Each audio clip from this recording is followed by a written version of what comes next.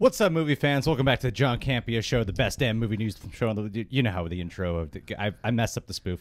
Does this make me observations? We're gonna talk about a few things today, all coming out of DC world. So much Snyder Cut related news. Oh, you got to get that keyword in there. Yes, Snyder Cut. Snyder Cut. Snyder Cut. Zack Snyder's Justice picking League. up on that on YouTube. Snyder you hear Cut. YouTube. Our subscribers getting notified. Now we're gonna talk about this news, this rumor going around about Ben Affleck returning as Batman, possibly in multiple movies. I want to talk about. I didn't want to originally, but then I started looking into it, and I was like, now I feel compelled to talk about it.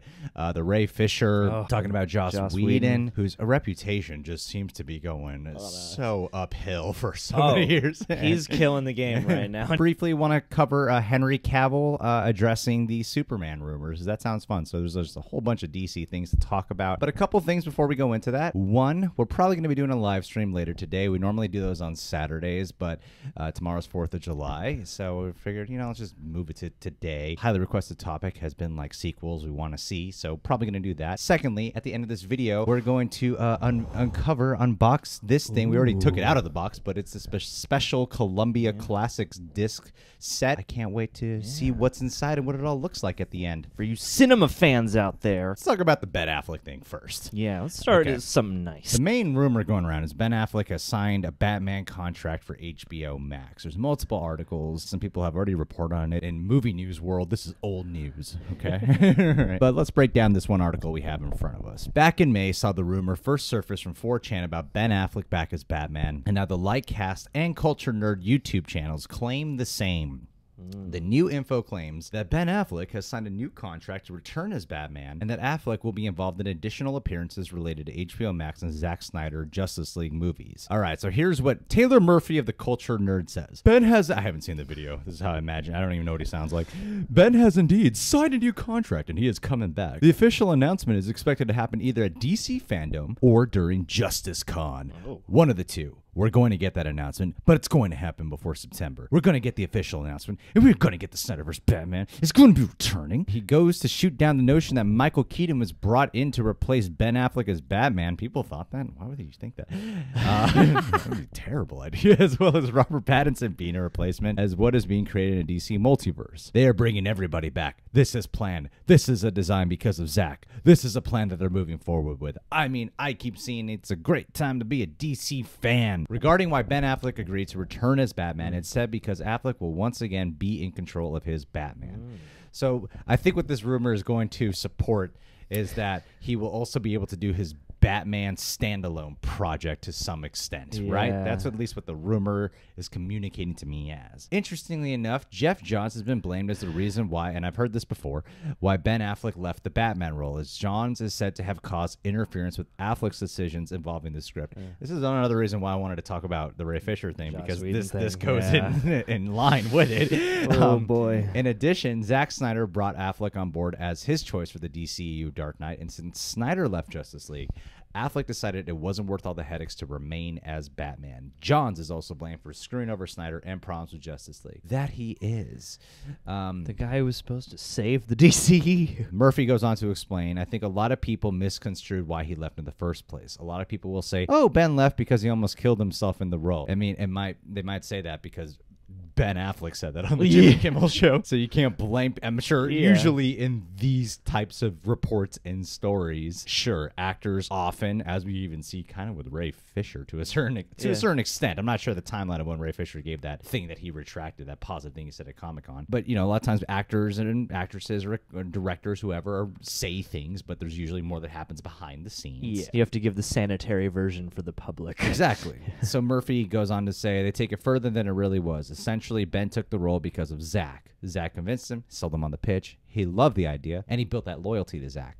When Zack left, Ben still stayed behind. He said, I can make this work. I'll do this. I'm still producing this. I'm going to make it happen. But it started happening to him too. He started losing his control, what he wanted to do with the role. He started losing it, and then he lost his interest in it. But he kept having sex with Jennifer Garner constantly to take out all that stress. That's right. And it didn't do much. Eventually, his own health concerns came up, and he realized if he kept going down this path, he wouldn't get what he wanted. He wouldn't get to do the role he signed up for, and it was just compromise after compromise. He didn't want to compromise, so he backed out, but then the magic happened. Zack came back in full force. All the people that caused the issues to begin with are gone. Zack is back. Back is Zack. Zack back with the Zack attack. He's making his movie. They pretty much gave him a blank check to finish Zack Snyder's Justice League. So giving that level of trust back to Zack after the attack and going after his rack Snyder was a huge moment for Ben, having the idea that Zack is back and he can't lack on the Snyder. Back at it like a crack addict, Mr. Black Man.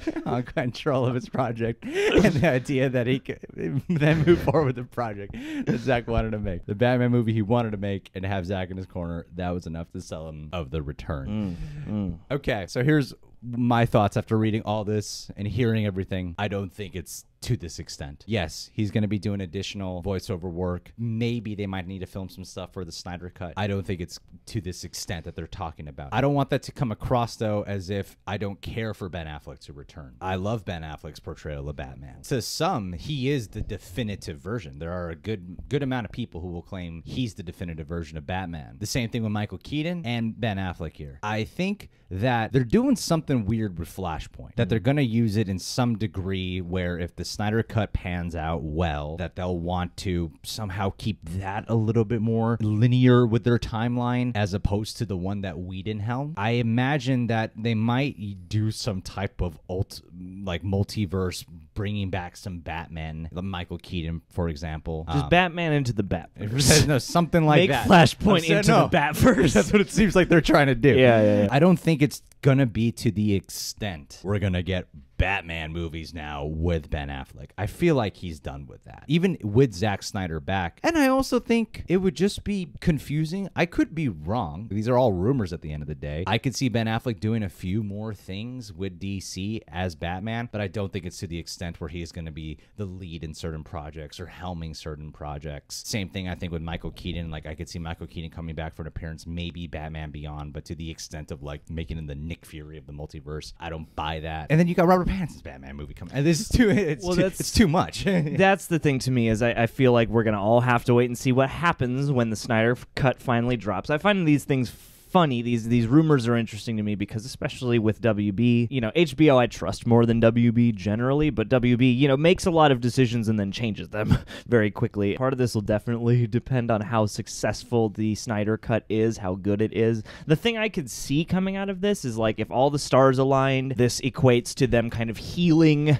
the timeline for both the creatives and the fans of Zack Snyder's vision. Maybe we could see something like a Watchmen style Ben Affleck HBO Batman miniseries or something like that. Something that's, not a movie that's going to be like, for people who aren't following this avidly, why are there two random Batman movies? What are we going back to this old timeline? What this is all pointing to is that this will be for HBO Max. For some reason, I'm just not buying it. HBO Max would actually love to do it, where you have on the big screen, you got the Robert Pattinson movies, and then you have here on HBO Max, the Ben Affleck Batman whatever. Yeah, these are our Falcon and Winter Soldier, and these are our WandaVisions, for DC. That actually sounds cool to me. I'm not gonna lie. Like, if they do that, I would be very excited. I'm not gonna bullshit you and be like, just because I don't believe it means I want to be right. Like, that's not the case.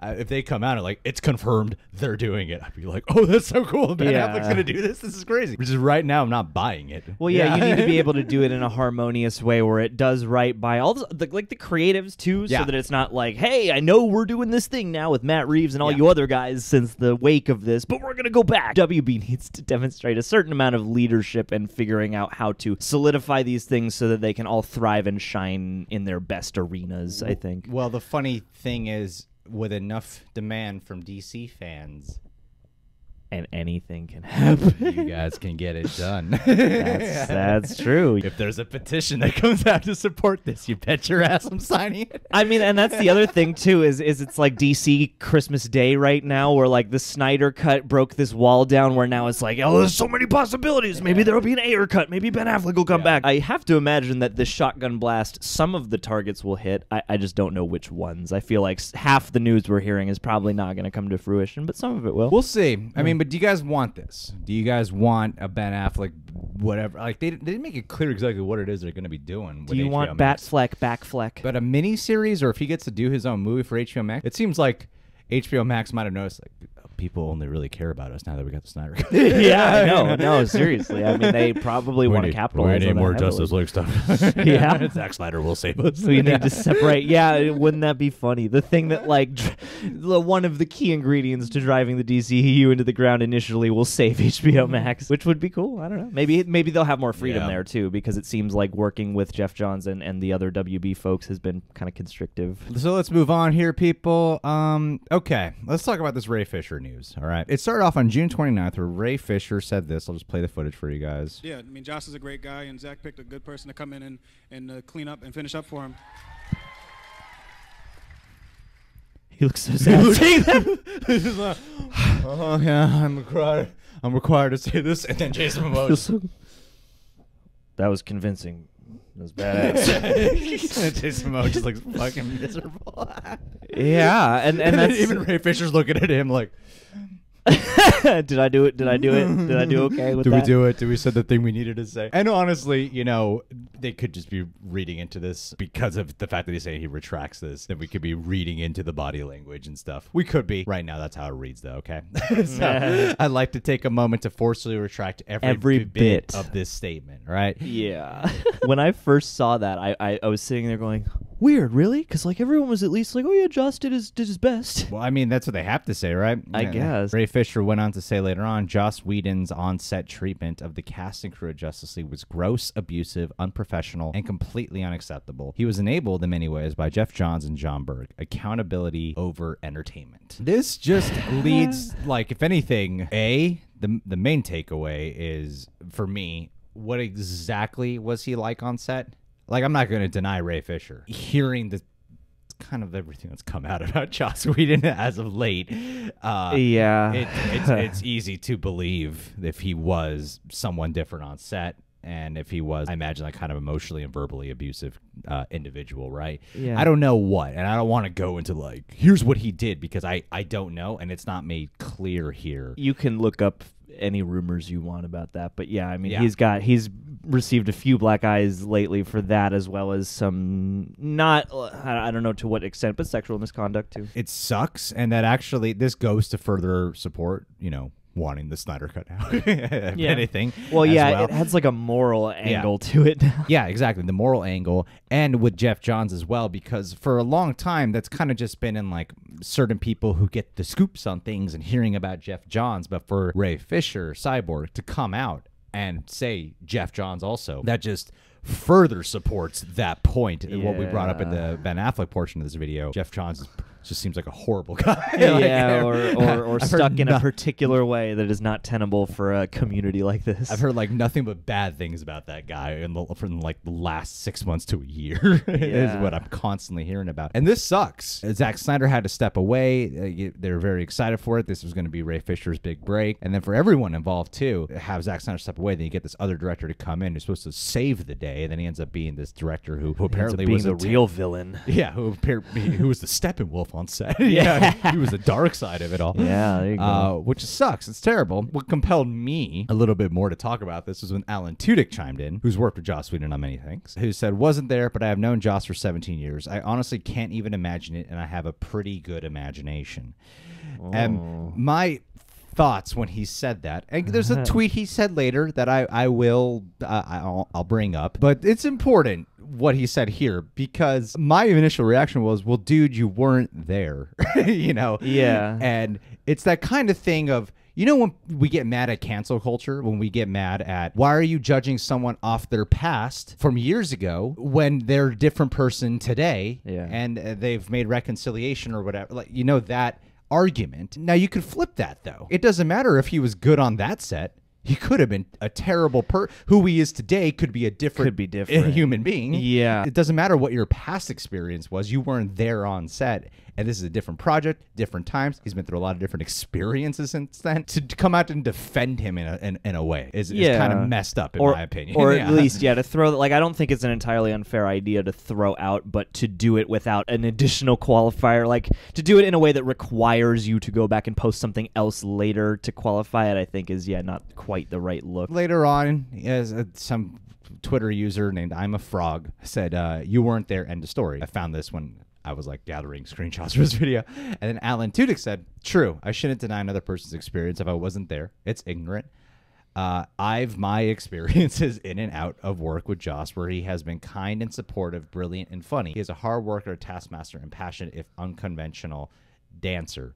Respect. I could get caught up in semantics here. I could get caught up in technicalities. Yes, he did own up in the first 3 sentences. I could get really hung up on this if I wanted to get all technical about communication. It's because I'm like, well, you say it there, but you go really into depth about why you don't believe Joss Whedon did this in the last few sentences, you know? It's kind of that thing of you could have just said, like, it's ignorant, but, you know, he doesn't say the word but it reads that way. Yeah. You know, there. I just don't think this holds any weight or validity. And a lot of people have actually gotten on him about, dude, you weren't there. Yeah. You don't have a say in this. Like, I get how he's feeling, but this is not the kind of thing you want to come out and be like, of course, if you're friends with somebody, if you've known them for years, if they're partially responsible for many of your big opportunities, like, yeah, it's reasonable to feel these things, but yeah, don't come out and have that, because, like, that's your personal thing. That's for you. That's for you and him and whatever. Yes, but, exactly. you know, for the people out there, it does kind of show support in a weird direction. And I know that times are very volatile and people do tend to dogpile for some good reason, but yeah, it's the kind of thing where I think he should hone in on the first part of the sentiment, because he might be about to be in for a rude awakening, you know? Yeah. And I feel like these days you can't deny that possibility to yourself. I like Alan Tudyk. He's a hilarious actor. I like Alan Tudyk a lot. He's a very talented actor, and Joss Whedon has made some great things. At the end of the day, it's like if Ray Fisher had this first-hand experience with him, I don't see other Justice League members coming to the front and being like, Ray's not. I've seen all of them come in support of the Snyder Cut. Yeah, pretty much. And before, it just seemed like the way the film turned out. Yeah. This, like you said earlier, holds a moral weight to it now. I can imagine even more now of why the actors back Zack Snyder so much. Because the one thing that I constantly hear, whatever critical reception there has been to the Zack Snyder films, the actors have always loved, like every actor has talked so positively about the kind of human Zack is. Yeah, you know? yeah. That's important. Well, yeah, I mean, as much as I can get cynical and stuff about some of the content of his movies, I mean, that is one of the things that matters. And in life, in the world, when you remember that, you know, these movies are made by people, for people, you know, you should be able to have a decently good, or at least, you know, functional, healthy time on set. True. And yeah, you know, that's part of the key to keeping yourself working for a long time, is to run a place where people like you and people want to show up for you. It's gotta burn, especially if they loved Zack Snyder and working with him already. You can tell Zack Snyder really cares about the project. Then he has a personal tragedy, and then the film falls into the hands of somebody who is, you know, not conducting even with the baseline of respect, from what it sounds like. Like, yeah, I can definitely see why anyone involved with that movie would at a certain point come out and just be fiery, sort of, we need to go back to the old version. I mean, before it got perverted. I gotta admit, like, do we need to know the specifics? Probably not. Do I really want to know the specifics now, though? It depends. Yeah, I do. I mean, when you say, if they're serious, I think we ought to know. It sounds serious. He's saying his on-set treatment of both cast and crew was gross, abusive, unprofessional. And depending on the extent of that, should this man be allowed? Should he be allowed to make more stuff? Should he be held to his highest standard? People need to be held accountable, and that's the whole point. I'm not saying because of this one statement we should go out there and, I mean, Joss Whedon's got a lot working against him these days. Yeah. He is falling from grace considerably, which is ironic, especially given the feminist mantle he was built his reputation upon. I do think I would like to know the specifics. I would. At this point, it's become such a saga. And honestly, it's weird. It's like he kind of seems, Joss Whedon's thing kind of seems to pass under the radar a little bit. And this, like, there was the sexual misconduct allegations and such, yet this obviously has gotten way more of a spotlight than that. Well, Isn't that weird? Because, I mean, he's had a reputation for being a philanderer at best. I mean, I don't know yet if he's done any, like, assaulting in the, like, truly illegal variety. But, yeah, I mean, he has a pretty poor reputation now in terms of just his sexual conduct, using that position of power to, you know, entice entice people. Just the other day, I didn't realize this, but they said like a stunt woman filled in for Gal Gadot because she didn't want to do the part where Ezra Miller falls on her chest or whatever.